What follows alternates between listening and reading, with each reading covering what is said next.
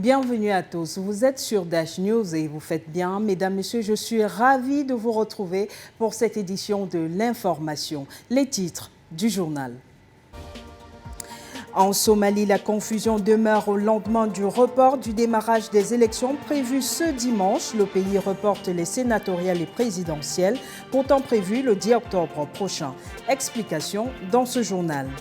L'allocation véhicule de 25 millions d'euros destinée aux 529 députés ougandais divise l'opinion. Les défenseurs des droits de l'homme, pour ces derniers, l'achat de véhicules n'est pas une priorité au moment où l'Ouganda peine à faire face à la pandémie de Covid-19.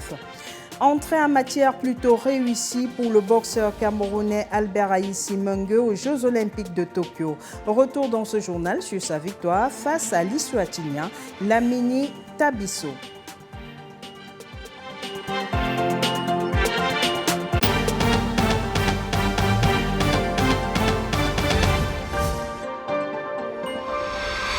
Une fois de plus, bienvenue à tous. La Somalie, toujours dans la confusion au lendemain du report du démarrage des élections prévues ce dimanche, un long cycle électoral censé débuter avec l'élection des sénateurs et s'achever le 10 octobre prochain avec celle du président de la République selon le calendrier officiel. Explication dans ce reportage que signe Armelga. Pour l'instant, aucune nouvelle date n'a été annoncée par les autorités somaliennes après le fiasco de ce dimanche. Les retards causés par des problèmes logistiques ont empêché la tenue des sénatoriales. Les régions de cet État fédéral n'étant pas parvenues à soumettre à temps la liste des candidats au scrutin, ni à former les comités locaux devant prendre part au vote. Le contexte électoral national somalien prévoit la désignation du président du Parlement par ses pairs, préalablement désignés par les délégués spéciaux, eux-mêmes investis par les clans et sous-clans. Selon plusieurs sources, seul le Jubaland avait rempli toutes les conditions requises en vue de l'organisation de ces élections. Un processus impossible dans plusieurs autres régions comme le Gamouldougue, où le Parlement local en vacances ne devrait reprendre sa session qu'au mois d'août. La date de l'élection du président de la République fédérale de Somalie sera le 10 octobre 2021. La cérémonie de prestation de serment des nouveaux membres du Parlement et l'élection des présidents des deux chambres auront lieu en septembre 2021 comme prévu.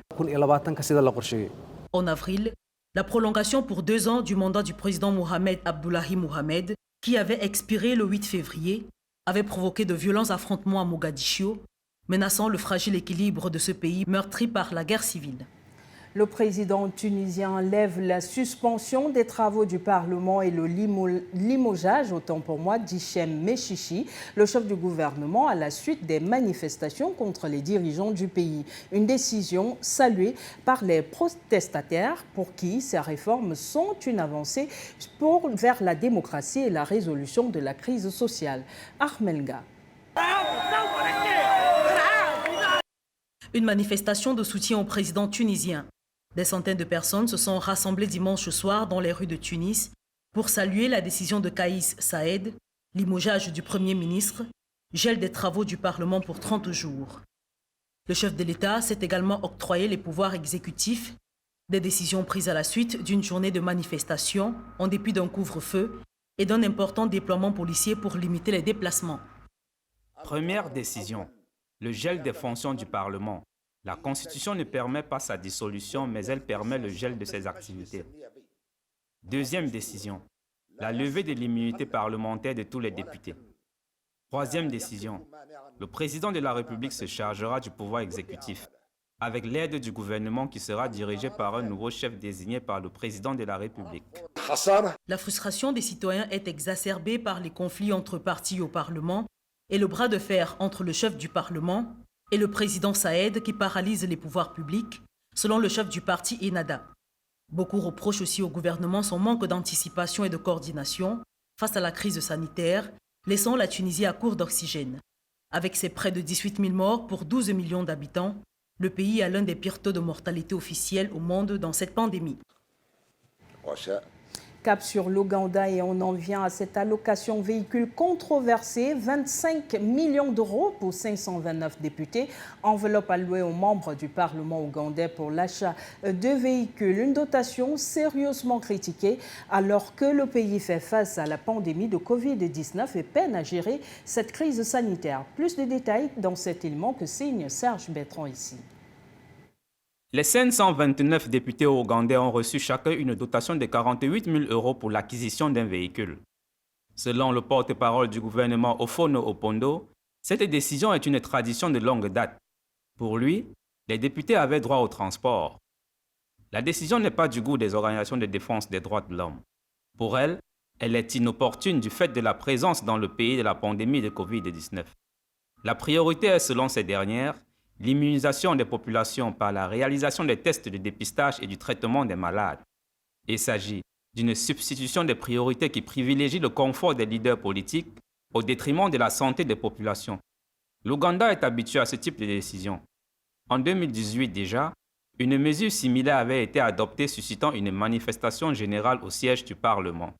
Comme en 2018, quelle sera l'issue de la contestation au moment où le pays est frappé de plein fouet par le Covid-19? Seuls les jours à venir nous le diront. 8 soldats tués et 14 autres blessés, c'est le bilan de l'attaque de Sakmé près de Fotokol, à l'extrême nord Cameroun. Les assaillants membres de la secte islamiste Boko Haram, lourdement armés, se sont repliés selon les autorités camerounaises vers le Nigeria voisin. Le gouvernement annonce des opérations de ratissage sur le terrain. L'attaque est survenue dans la nuit de samedi à dimanche au poste militaire de Sakmé près de Fotokol à la frontière avec le Nigeria. Selon un communiqué du gouverneur de la région de l'extrême nord Midi Bakari, les rebelles sont arrivés à bord de 6 véhicules et des motocyclettes. En plus des pertes en vies humaines enregistrées côté armée, du matériel militaire a été également emporté. Côté assaillant, le bilan n'est pas encore connu. S'ils n'ont pas toujours été identifiés jusqu'ici, ils se sont repliés vers le Nigeria, assurent les autorités. Pour le moment, les blessés ont été évacués pour recevoir des soins et le gouvernement a déjà déployé sur place un fort dispositif en renfort. Une opération de ratissage est en cours actuellement dans la zone en vue de sa sécurisation. La région de l'extrême nord est en proie aux exactions de la secte islamiste Boko Haram. Selon un rapport de Human Rights Watch, cette guerre a pour l'État camerounais un coût humain choquant. Par voie de communiqué, le gouvernement malien a annoncé la mort de l'agresseur du président du Conseil militaire de la transition, Assimi Goïta. Le communiqué ne donne aucune précision sur les causes de son décès. Les autorités maliennes prévoient poursuivre l'enquête autour de cette tentative d'assassinat. Elles demandent par ailleurs une autopsie. Amandine Bonny. Le 20 juillet dernier, à la grande mosquée de Bamako, il avait été appréhendé après avoir essayé d'agresser le président du Conseil militaire de la transition malienne, Assimi Goïta. Une enquête avait alors été ouverte pour tentative d'assassinat et atteinte à la sûreté de l'État. Conduit en détention le même jour, son état de santé se serait détérioré. Il aurait été admis au CHU Gabriel Touré, puis au CHU du Point G, où il est finalement décédé. Une autopsie a été ordonnée par les autorités pour déterminer les causes de son décès. Les résultats de celle-ci ne sont pas encore connus. Pour le gouvernement malien, selon les indices collectés et les informations recueillies, cet acte n'est pas un cas isolé, mais un... Au Nigeria, le désarroi des parents d'enfants kidnappés persiste sur le sort réservé à ces derniers, notamment 136 élèves enlevés il y a 2 mois dans une école islamique dans le nord du pays. L'un des négociateurs pour leur libération a été enlevé à son tour par des bandits avant d'être tué. Ce dernier tentait de trouver une issue favorable à la libération des enfants. Stéphane Dibébé. Depuis l'enlèvement des 136 élèves dans cette école islamique dans le nord de l'État fédéral du Nigeria, leurs parents ont complètement perdu le sommeil. À la direction de cette institution scolaire, tout comme chez certains parents, tous les moyens ont été mis à contribution pour collecter les 30 millions de naira exigés, soit 72 993 $. Nous avons vendu la plupart de nos propriétés et utilisé nos économies pour que nos enfants soient rendus. Malheureusement, après tous les efforts, ils ont dit que nous n'avions pas apporté l'argent nécessaire. Il ne nous reste plus rien. et nos enfants sont toujours détenus en captivité. Une captivité qui va encore connaître du temps, puisque des bandits armés ont arrêté le négociateur qui a été envoyé pour payer la rançon. Pour le gouvernement nigérian, le paiement d'une quelconque rançon n'est pas à l'ordre du jour.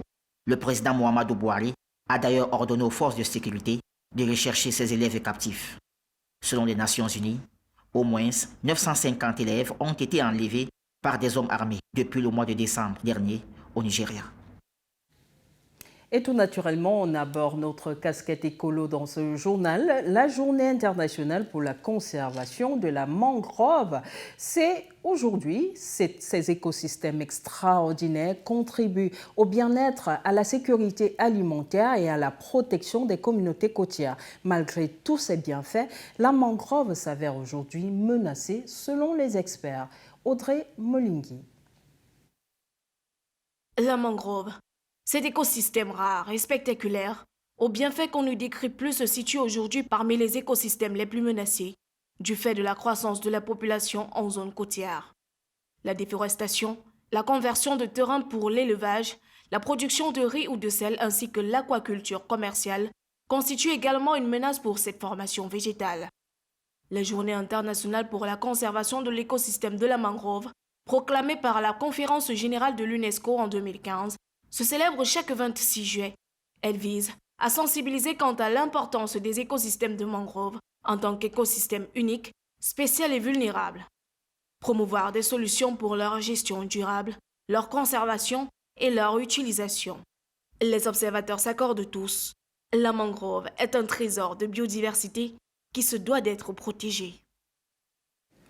Au chapitre économie, nous mettons le cap sur la Côte d'Ivoire où une crise énergétique frappe de plein fouet les industries de ce pays, affectant ainsi les livraisons portuaires et les exportations de fèves de cacao. Situation catastrophique pour le premier pays producteur de cacao à l'échelle mondiale qui se retrouve avec des milliers de tonnes de fèves de cacao stockées dans des entrepôts. Explication, Amandine Bonny. 80 000 tonnes de fèves de cacao, entreposées et emmagasinées dans les fermes, attendent toujours d'être expédiées vers les principaux ports de la Côte d'Ivoire. La cause serait une limitation des délivrances de permis de livraison dans les deux ports par le régulateur de cacao de Côte d'Ivoire, CCC.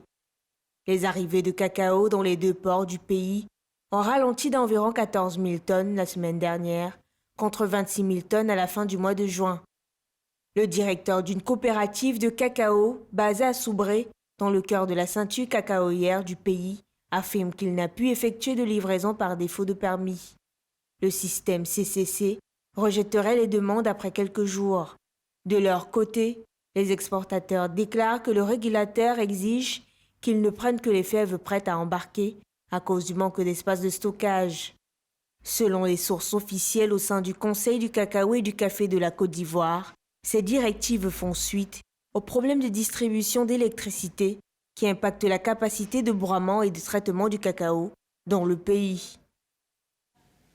En sport, de bonnes nouvelles pour la boxe camerounaise du côté de Tokyo. Entrée en matière plutôt réussie pour le boxeur camerounais Albert Aïssi Mengue à ces Jeux Olympiques. Le meilleur pigiste africain dans la catégorie des 69 kg a battu l'Eswatinian Lamini Tabiso par arrêt de l'arbitre au 3e round. Les détails avec vous, Krusty Sanders Mbangé.